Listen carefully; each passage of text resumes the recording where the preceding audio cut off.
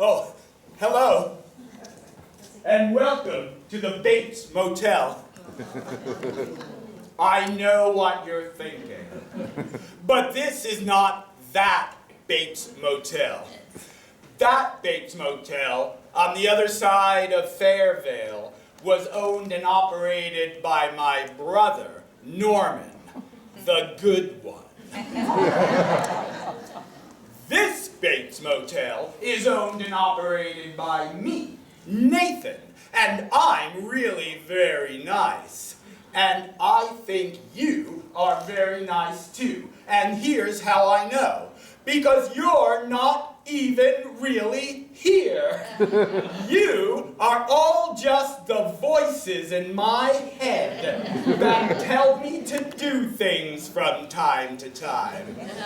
And because you're the voices in my head, you already knew everything I just explained to you. And you let me do it anyway. Thank you, voices in my head. Now, I do know you enjoy telling me what to do, and so I don't want to stifle you. I'll give you an opportunity to express some things. As you know, I'm going out on the town tomorrow night, so on the count of 3, please shout out which one of my special outfits I should wear. 1, 2, 3! Red!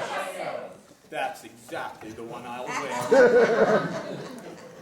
And then, of course, you know, there are certain places I like to go when I go out. On the count of 3, which place should I go to? 1, 2, 3! Eiffel Tower! Yes, I will. And finally, what shall I do when I get there? Dance. 1, 2, 3! Dance. You almost spoke too soon, voice. You must be in my frontal lobe. You know what I love most about owning and operating a motel, voices in my head? It's being able to stand right here at this large window and look at all the people who pass by. Look at them, voices in my head. Aren't they just beautiful?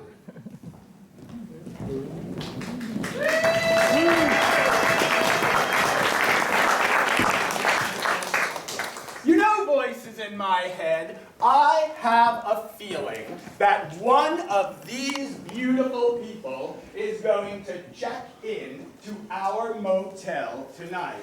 Now, you are usually very, very good at making guesses, so why don't you guess? On the count of 3, tell me which one of these people you think might check in to our hotel tonight. You can refer to them by what they're wearing, or just point to them, or something like that. We'll figure it out. You and I are very much in tune. 1, 2, 3!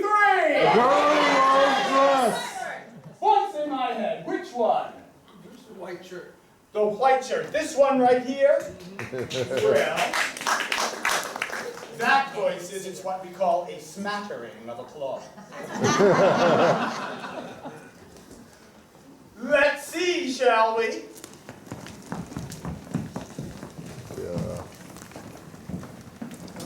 My goodness, you were right. But you know what else, voice in my head? I bet a very interesting, marvelous person like that has some very unique and interesting reason for checking into our motel tonight. On the count of 3, why is this person, do you think, checking into our motel? 1, 2, 3! It's a big murder! What did you say, voice in my head? This is the part of my head that has amnesia. What did you say, voice in my head? Bird watching. Bird watching. Yes, that's right. You know, we have a bird.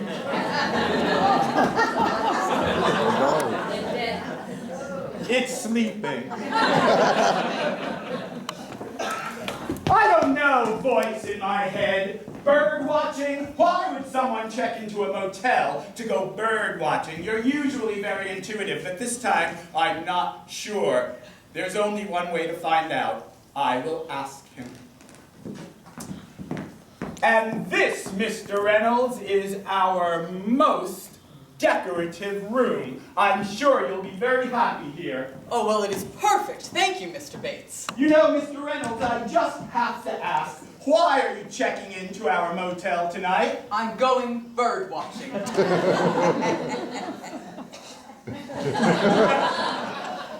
Well, I think you'll find Fairvale a very wonderful place to watch birds. You know, we have a bird sanctuary not very far from the motel. Yes, I do know. That's why I've come. There's a very special event at 8 a.m. tomorrow morning, and I'm sure to be there.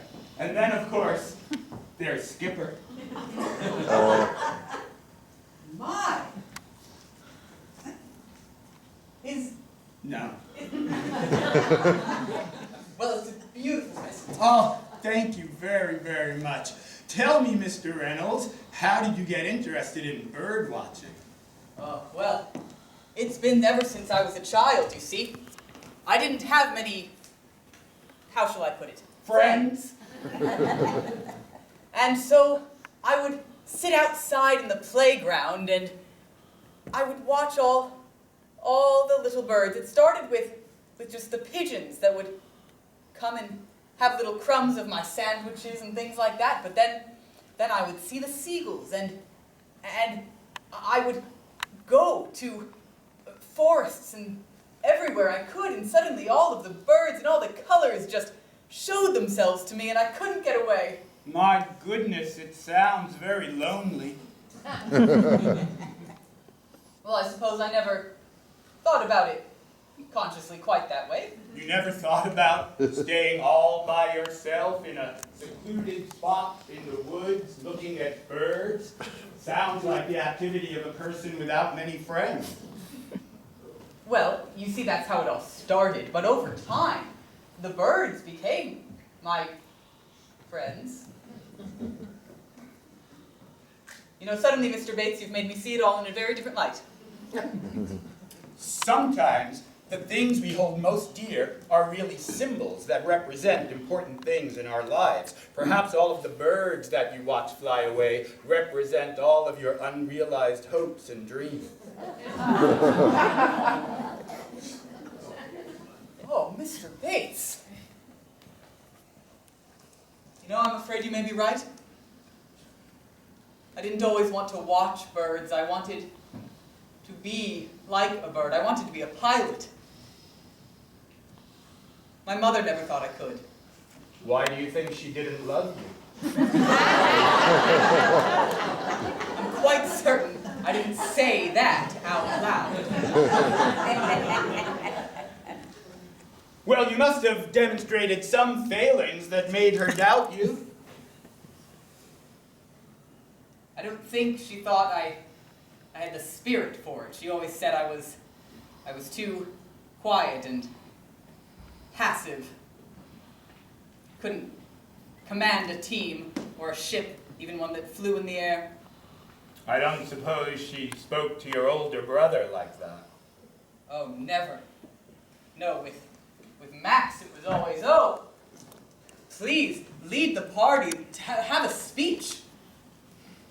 I think older brothers are horrible. I do too. Mr. Reynolds, if this onion was your older brother, what would you say to him? You stink. And then pretend mother comes in. Don't talk to your brother that way. He smells better than you ever could. With all the bird poop on your shoulder. Stop it! Stop it, Mother! Oh, I don't like this game. Well, I'm sorry to have brought up those memories for you, Mr. Reynolds.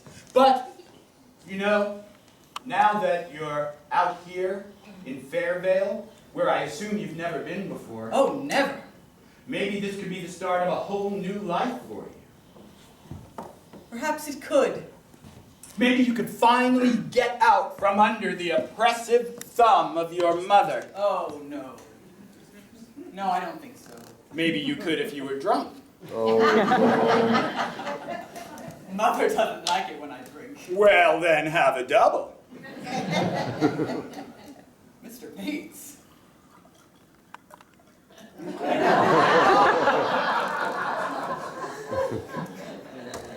I've never had that much to drink in one sitting before. I've never poured that much.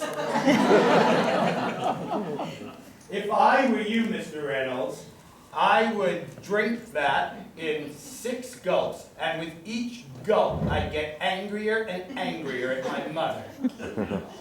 If I were you.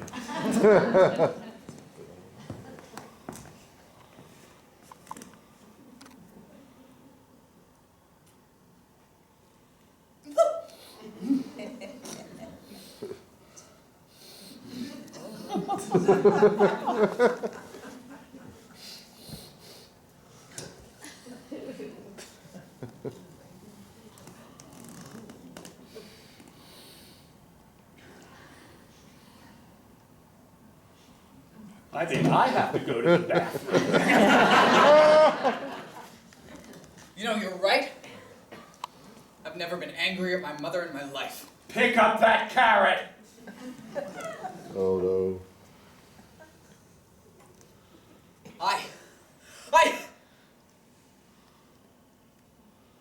No, I can't say it. She always loved me in her way. She told me so. Every time I cried at her words, she would say, "Don't you know how much I love you?" So it has to be true. You know, voices in my head, knowing people the way we do, I just bet there is one thing, one little habit that his mother has, one little thing she does that always intimidates him most and makes him pull back just as he's about to assert himself. Can you guess what that thing is? On the count of 3. 1, 2, 3. Smoking! What did you say, voice in my head? Nagging. Nagging. Can you nag for us the way she does? Sometimes. Would you? Sit down and be quiet. After you nag, I will. Yes, I bet that's right. I know how we can test it. I'll sneak up and say it to him and see how he reacts. Sit down and be quiet! You were right. I'm sorry. I didn't realize you were sitting. Well, anyway, the bedrooms and the bathrooms are in the back. Help yourself to the bar. I couldn't dream of it, Mr. Bates. Are you